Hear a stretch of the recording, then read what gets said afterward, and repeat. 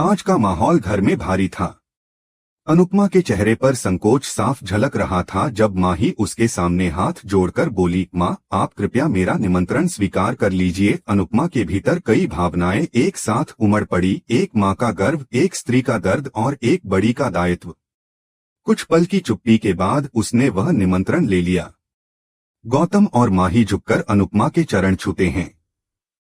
अनुपमा के आशीर्वाद की छाया में एक पल के लिए सब कुछ शांत लगता है, लेकिन जैसे ही मोटी बा उठती हैं, हालात अचानक बदल जाते हैं।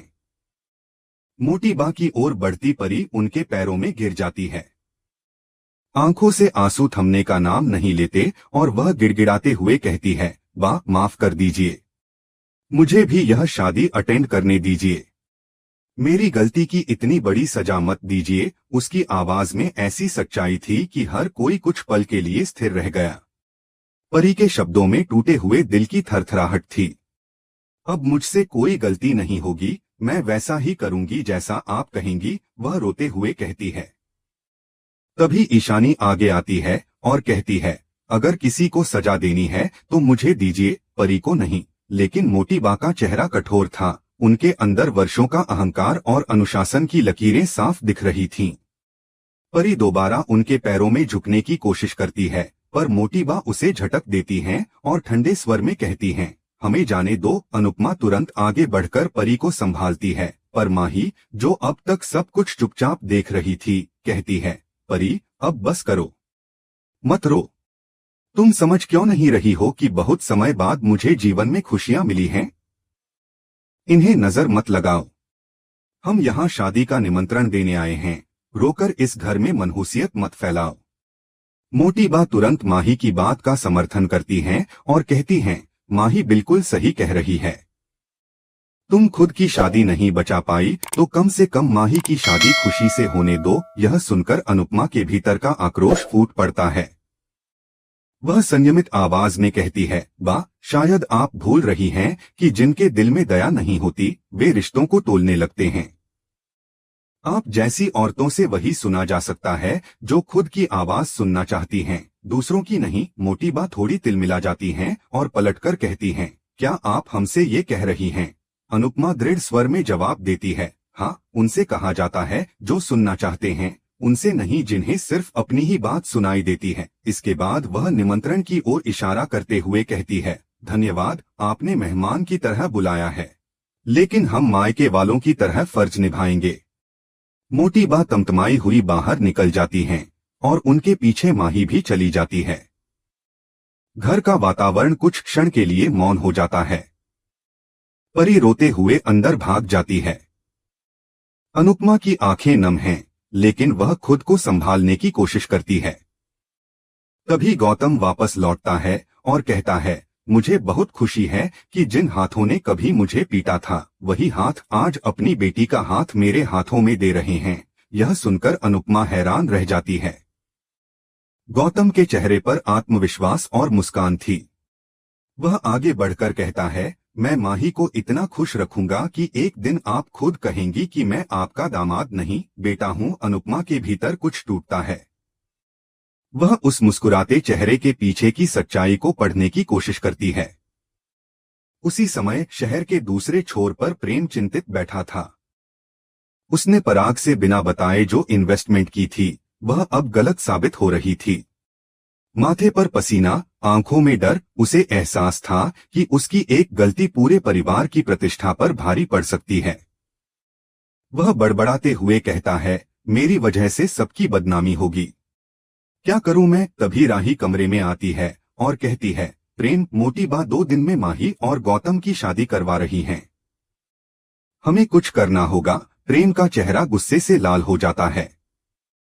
तुम इस मामले से दूर रहो, वह चिल्लाता है। गौतम कैसा भी हो, लेकिन उसके आने से कंपनी में मुनाफा हुआ है। राही हैरान होकर पूछती है, तुम ये क्या कह रहे हो? प्रेम अब नियंत्रण खो देता है। अगर तुम्हें कुछ करना है तो काम करो, अपने करियर पर ध्यान दो। हर बार बहू बनकर घर की समस्या सुलझाने मत आ जाओ मेरे पास। राही की आंखें भर आती हैं। तभी प्रेम को एक संदेश आता है और वह बिना कुछ कहे बाहर निकल जाता है। राही पीछे से आवाज लगाती है, प्रेम, क्या मेरी वजह से तुम्हारा दम घुट रहा है? लेकिन वह रुकता नहीं। उस पल राही के भीतर एक दृढ़ निश्चय जन्म लेता है, मैं राजा और परी का घर नहीं टूटने दूंगी, वह खुद से कहती है। उधर अनुपमा खिड़की के पास बैठी माही की बातें याद करती है। उसके मन में सवाल उमड़ते हैं, क्या सच में गौतम बदल गया है?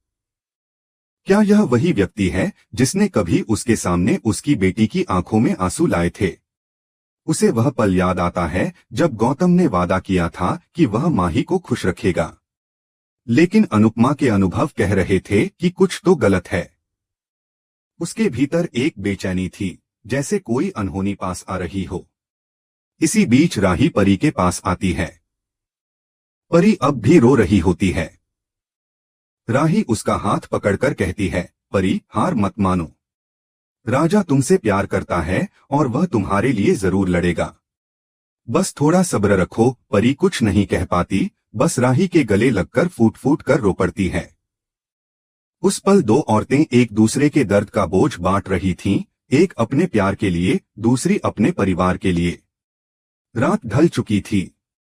अनुपमा बालकनी में खड़ी आसमान की ओर देख रही थी। उसे माही के शब्द, गौतम का आत्मविश्वास और मोटी बा का कठोरपन सब एक साथ याद आ रहे थे। उसे लग रहा था जैसे यह शादी किसी छिपे हुए रहस्य की शुरुआत है। मन ही मन उसने तय कर लिया, अगर माही की जिंदगी पर फिर कोई साया मंडराया तो इस बार मैं चुप नहीं रहूंगी। कहानी यहीं पर एक नाजुक मोड़ पर आकर ठहरती है, जहां एक माँ का संदेह, एक बेटी की खुशी, एक बहन की दृढ़ता और एक पति का रहस्य सब एक धागे में बंधे हैं। कोई नहीं जानता कि आने वाले दिन इस परिवार को किस दिशा में ले जाएंगे। लेकिन इतना तय है कि अनुपमा अब पहले जैसी नहीं रहेगी। वह हर रिश्ते की परत को समझ चुकी है और अब वह इस खेल की हर चाल पर नजर रखेगी। परी के चेहरे पर एक अजीब सी बेचैनी थी। उसने दृढ़ आवाज में कहा कि अब वह सिर्फ राजा के साथ रहना चाहती है। राही ने उसकी आंखों में झांककर धीरे से कहा कि वह उसके घर को टूटने नहीं देगी। उसकी इस बात में एक बहन का स्नेह और एक दोस्त का भरोसा झलक रहा था। राही का दिल भले ही खुद डर से कांप रहा था, लेकिन उसने परी के सामने अपने डर को जाहिर नहीं होने दिया। परी को समझाने के बाद राही सीधे अनुपमा के पास पहुंचती है। अनुपमा उसे देखकर तुरंत समझ जाती है कि राही के मन में कुछ भारी है। राही धीरे से कहती है कि उसे बहुत डर लग रहा है। अनुपमा मुस्कुराकर कहती है कि उसे भी डर लग रहा है, पर डर के आगे झुकना नहीं चाहिए। राही बताती है कि माही और गौतम जानबूझकर यहाँ आए हैं और उनके आने का कोई साफ इरादा नहीं है। अनुपमा गंभीर होकर कहती है कि माही मूर्ख है, उसे सिर्फ गौतम ही दिखाई दे रहा है, जबकि उस आदमी पर उसे जरा भी भरोसा नहीं। फिर भी वह भगवान से यही प्रार्थना करती है कि काश गौतम सच में बदल गया है। राही धीरे से कहती है कि आप भी प्रेम की तरह बात कर रही हैं। प्रेम भी अचानक बहुत बदल गया है। अनुपमा चौंकती है और पूछती है कि आखिर हुआ क्या है। राही सब कुछ बता देती है, कैसे प्रेम अब हर छोटी बात पर झगड़ा करने लगा है, कैसे उसकी आंखों में वह अपनापन अब पहले जैसा नहीं रहा।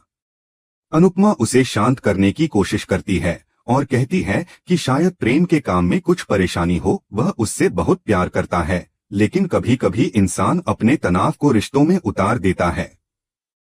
राही झिझकते हुए पूछती है कि जब आपके और पापा के बीच झगड़े होते थे तब आप क्या करती थीं? यह सवाल सुनकर अनुपमा कुछ पल के लिए खामोश हो जाती है। उसके मन में पुराने दिन लौट आते हैं, जब अनुज से छोटी छोटी बातों पर तकरार हो जाती थी और फिर कभी वह उसे मनाती थी तो कभी अनुज खुद उसके गुस्से को हंसी में बदल देता था। अनुपमा राही की ओर देखती है और कहती है कि पति पत्नी के रिश्ते में सबसे जरूरी होता है प्यार और सम्मान, तभी रिश्ता टिकता है। राही सिर झुकाकर कहती है कि उसे लगता है प्रेम उससे कुछ छुपा रहा है।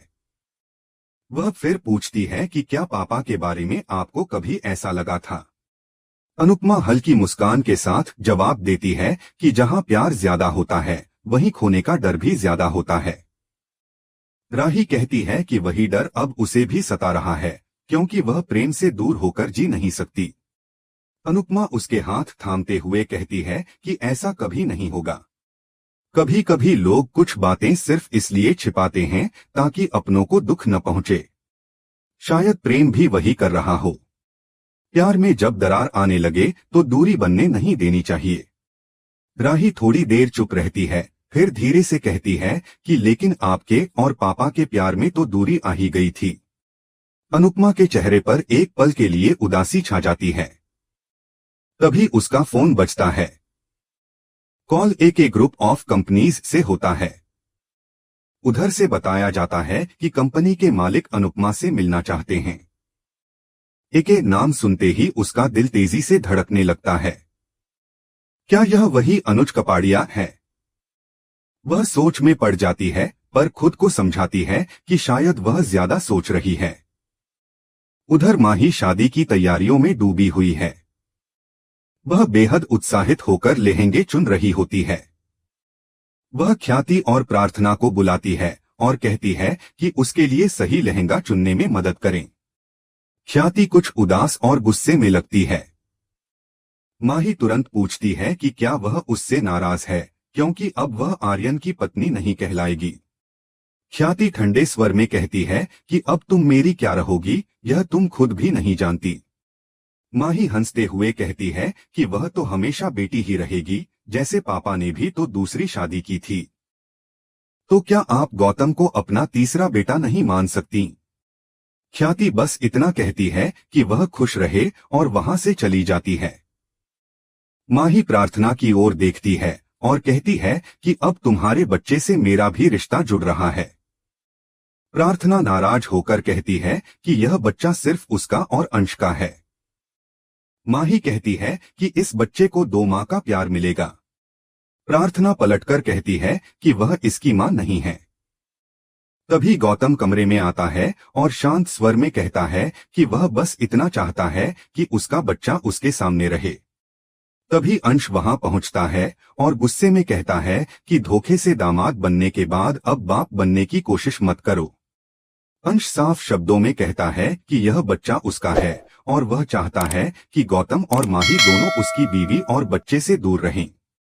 अंश प्रार्थना का हाथ पकड़कर चला जाता है, जबकि गौतम मन ही मन जलने लगता है। घर पहुंचकर अंश प्रार्थना से झगड़ पड़ता है। वह पूछता है कि जब गौतम उसके साथ बुरा व्यवहार करता है तो वह उसके खिलाफ आवाज क्यों नहीं उठाती। प्रार्थना कहती है कि उसने पहले ही बोला था, और जब तुम बोल रहे थे तो मैं क्या कहती। अंश कहता है कि पहले तुम गौतम के सामने नहीं आना चाहती थी, लेकिन आज तुम उससे बात कर रही थी। पता नहीं कल तुम उसकी साइड ले लो। प्रार्थना तड़पकर कहती है कि वह सिर्फ अंश के लिए चुप है ताकि उसे कोई परेशानी न हो। वह गुस्से में कहती है कि उसे वहां रहना पसंद नहीं, लेकिन अंश रहना चाहता है, इसलिए उसे गौतम को झेलना पड़ रहा है। वह कमरे से चली जाती है और अंश गुस्से में चीजें पटक देता है। दूसरी तरफ अनुपमा भगवान के आगे सिर झुकाकर अपने बच्चों की भलाई के लिए प्रार्थना करती है। फिर उसे एक कंपनी का कॉल याद आता है और वह सोचती है कि क्या सचमुच वह अनुज हो सकता है। पर फिर खुद को संभालती है और कहती है कि नहीं, यह सब संयोग है। तभी लीला अंदर आती है और कहती है कि उसे माही की शादी में जाने का बिल्कुल भी मन नहीं है। किंजल भी सहमति में सिर हिलाती है। लीला कहती है कि मोटी बा सिर्फ उन्हें नीचा दिखाने के लिए आएगी। अनुपमा शांत भाव से कहती है कि हमें वहां माही के लिए जाना है। लीला चिढ़कर कहती है कि उसके लिए भी क्यों जाएं? अनुपमा कहती है कि वह हमारी बेटी है, दुनिया साथ छोड़ सकती है, लेकिन परिवार नहीं। वह उन्हें समझाती है कि परी, राही और अंश के लिए भी उनका जाना जरूरी है। वह कहती है कि माही की शादी है और क्या पता सच में गौतम सुधर गया है। किंजल तुरंत कहती है कि इस बात पर तो आपको भी भरोसा नहीं है। अनुपमा मुस्कुराकर कहती है कि भरोसा नहीं तो उम्मीद सही, क्योंकि कभी कभी उम्मीद ही इंसान को मजबूत बनाती है।